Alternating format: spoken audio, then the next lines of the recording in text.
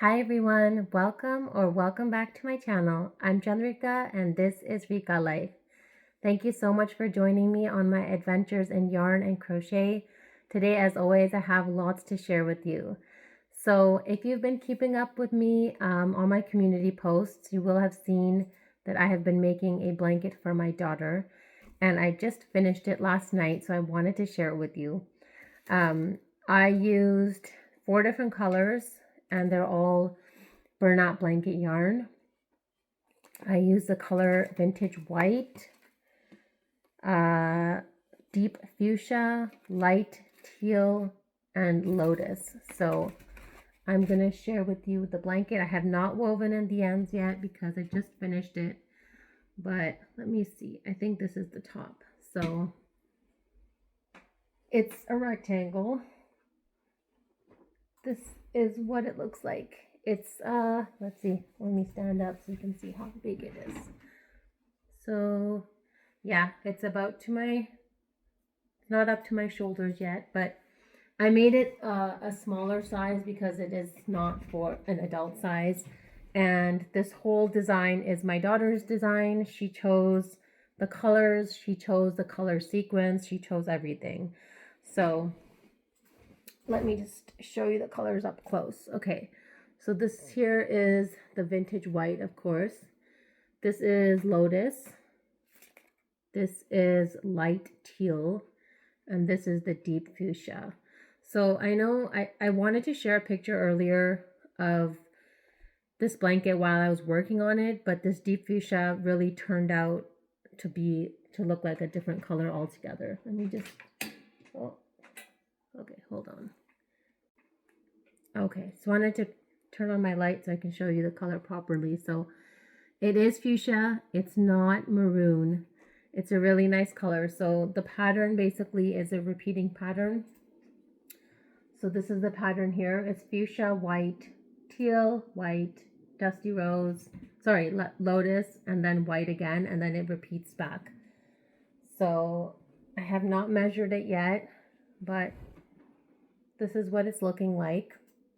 And I do have, let me see if we can take a nice picture with this. And I do have leftovers.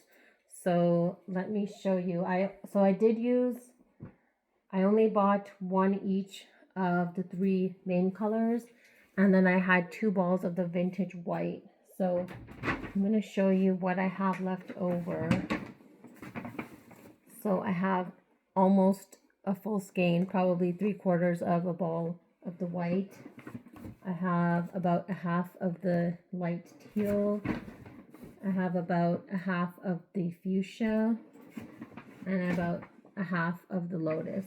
So now that I'm done the blanket, I was thinking, why not make a matching pillow?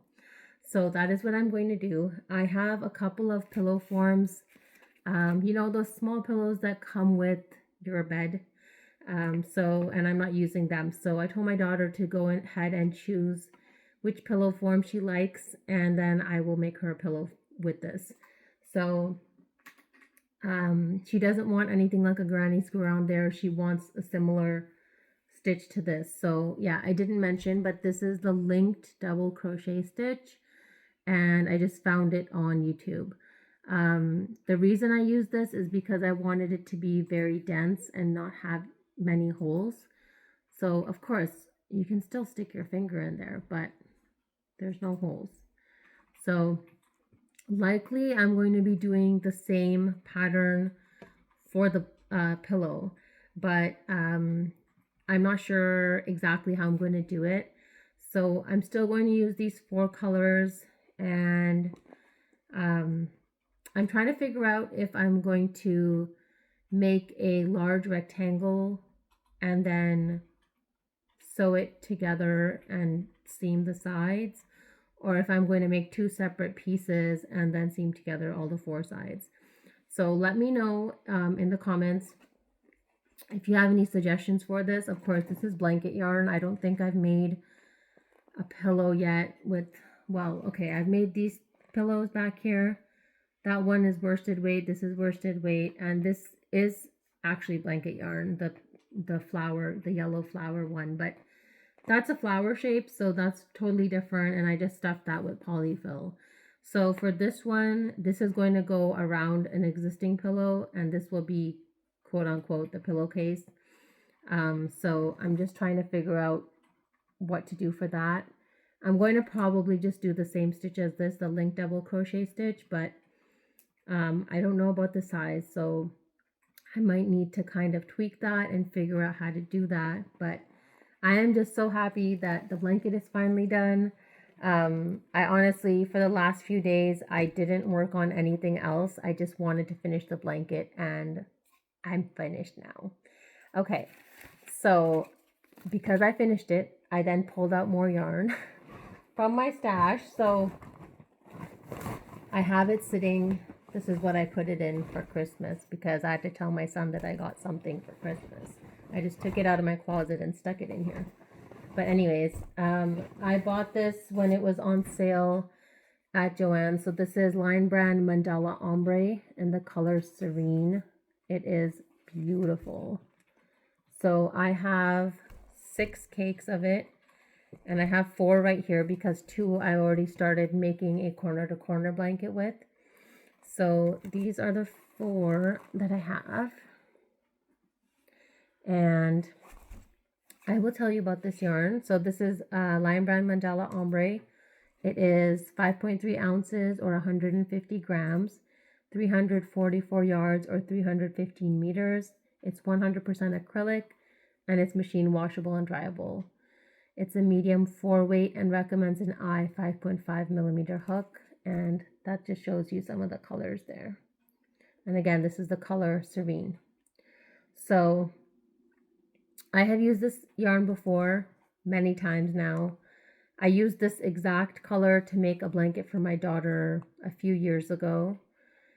I used it to make in the color Pure, which has blue and pink, to make a big adult size blanket, which I have on one of my couches. I used it in, what other color? I used it in Happy to make a blanket for my nieces. And then I used it in Tranquil to make a big adult blanket, which I still have in the other room. I think I have shared that on my channel before.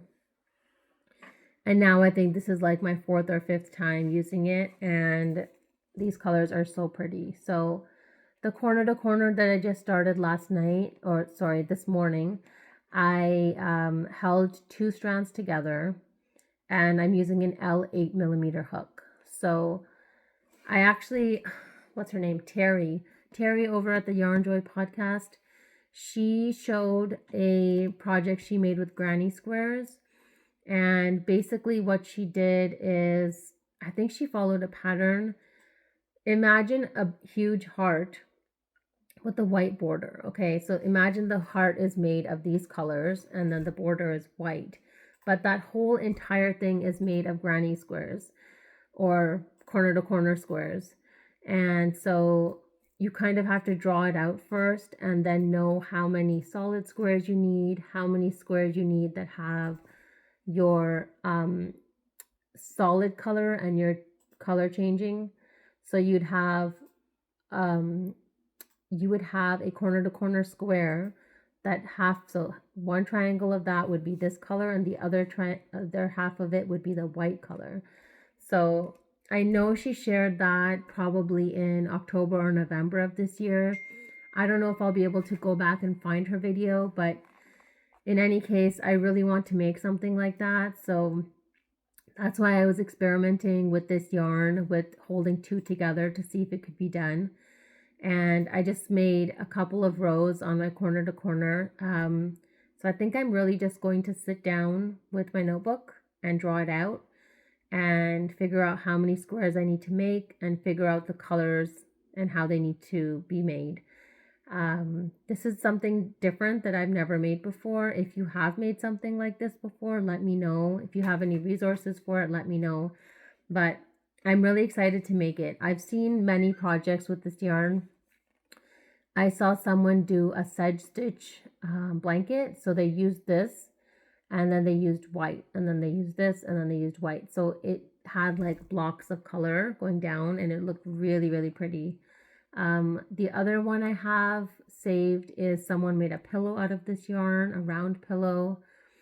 Another one was actually really nice. It kind of looked like a checkerboard, but there were squares of this and squares of white, but I don't think they made them as separate squares. So they made them as panels. And so they had this, and then they'll have white, then they'll have this again, and then they'll have a white going all the way up the panel. And then they made however many panels and then joined those together. That still is a lot of work, but the heart-shaped one is the one that really caught my eye and that I want to try to make. So this is a project just for me. It doesn't have anyone, I'm not making it with anyone in mind, but you know, like always, it's just going to be stitched with love, and then we'll see what happens with it. So that is all I wanted to share with you today. This is a quick video, but hope you are all staying safe and warm wherever you are. If it's cold where you are, I hope you're staying warm. If it's warm where you are, I hope you're staying cool. And yes, thank you so much for watching today's video. I hope you enjoyed it. As always, I hope you have a wonderful crochetful day, and I'll see you again soon. Bye.